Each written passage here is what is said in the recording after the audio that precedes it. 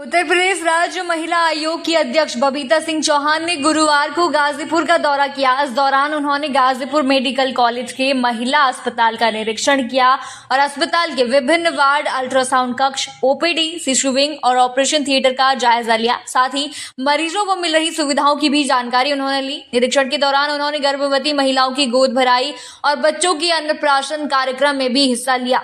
दौरे के दौरान सर्किट हाउस में महिलाओं की शिकायतें भी सुनी गई, जिनके त्वरित निस्तारण के लिए संबंधित अधिकारियों के वहां निर्देश दिए गए। इस दौरान एक महिला ने लव जिहाद और जबरन धर्म परिवर्तन का आरोप भी लगाया, जिस पर अध्यक्ष ने अधिकारियों को जांच कर कार्रवाई करने के निर्देश वो दिए। आगे आप सुनिए बबीता चौहान और पीड़िता क्या कहती हैं।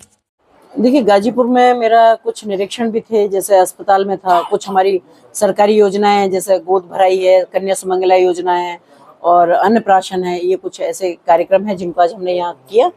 और कन्या सुमंगला योजना के अंतर्गत भी काफ़ी सारी तादाद में जो लड़कियां थी वहाँ, तो उनको, जैसा आपको पता है कि बहुत अच्छी योजना है ये महिलाओं के लिए, बच्चियों के लिए, तो उसके तहत कार्यक्रम हुआ। उसके बाद हमारा हॉस्पिटल में विजिट भी थी, निरीक्षण किया वहाँ। उसके बाद फिर मेरा एक कॉलेज में प्रोग्राम था, जो वहाँ मेरा संवाद था बच्चियों से, तो उन्होंने भी जो उनकी कुछ बातें थी कुछ मुझसे शेयर की, कुछ पूछा उन्होंने, और अभी मेरी जनसुनवाई यहाँ। गाजीपुर की प्रियंका आपसे मुलाकात की है, अपने बारे में और धर्म परिवर्तन, लव जिहाद की चर्चा की है, और ऐसे में आपके द्वारा अन्य जो लड़कियां हैं, महिलाएं हैं हिंदू धर्म की, उनको क्या अपील करना चाहिए? मैं बिल्कुल अपील करना चाहती हूँ। एक्चुअली जब वो लव जिहाद में पड़ी थी तो वो खुद 15.5 साल की थी और अब मेरे ख्याल से वो 26-27 साल की महिला है। तो अब इतने दिन बाद वो निकल के आई है, ये भी तो एक गलत बात है। तो मैं तो यही कहूंगी कि पहले तो महिलाओं को खुद सोचना समझना चाहिए कि किस तरह से। दूसरा, मैं घर वालों को भी ये कहना चाहूंगी कि बच्चों पे थोड़ा नजर रखें कि बच्चे हमारे कहाँ जा रहे हैं, किसके साथ दोस्ती है, किसके साथ उठ रहे हैं, किसके साथ बैठ रहे हैं, कौन तुम्हारे घर में आ रहा है। क्योंकि ये जो इस तरह की चीजें ये कभी एकदम से नहीं होती, कुछ तो इनमें भी वक्त लगता है। तो कम से कम माँ बाप को भी ये पता होना चाहिए कि हमारे बच्चे कहाँ बैठ उठ रहे हैं, किसके पास जा रहे हैं, कहाँ समय व्यतीत कर रहे हैं, या फोन पे बात कर रहे हैं तो किससे बात कर रहे हैं, या इतने छोटे बच्चों को फोन क्यों दिया जा रहा है।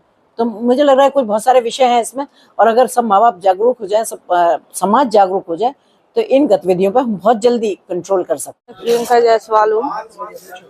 प्रियंका जी, अभी आज महिला जन सुनवाई कार्यक्रम में आई हुई थी और महिला आयोग की जो अध्यक्ष थी उनसे आपने वार्ता भी किया है जी। क्या समस्याएं थी और क्या बताएंगे? सर, समस्या ये है कि मुझे अपहरण करके 3 साल तक सन 2009 से लेकर 12 तक महाराष्ट्र के औरंगाबाद जिला में रखा गया था और मुसलमानों द्वारा किया गया था। कब की बात है ये? सर, 2009 की घटना है। फिर अब क्या हुआ? और 2017 में मेरा धर्म परिवर्तन भी कराए वो लोग, 2 बच्चा भी पैदा किए। उसके बाद 2022 से हमारे कोर्ट गाजीपुर न्यायालय में 2022 से न्यायालय में चल रहा है मुकदमा। 164 का 15 महीने पहले बयान होना था, उस बयान को दबा दिया गया है भैया।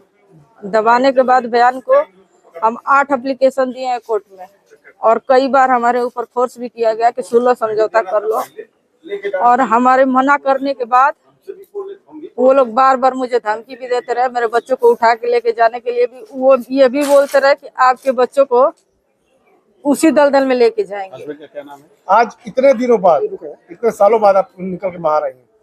ये सालों बाद नहीं आए हैं, लेकिन मेरा कोई सपोर्ट नहीं हो रहा था। ऐसे में जो आप धर्म परिवर्तन की बात कर रहे थे, धर्म परिवर्तन आपका किसने कराया और बच्चों का किसने करवाया? बच्चों का अभी कोई धर्म परिवर्तन नहीं हुआ है, करवाने की कोशिश कर रहे हैं, क्योंकि मेरी बेटी 14 साल की है और बेटा 9 साल का है, और बच्चे का खतना करवाने की कोशिश कर रहे थे, जिससे मैं परेशान होके आधी रात को अपने बच्चों को लेकर किसी के सपोर्ट द्वारा इस घर से छोड़ के चली गई थी।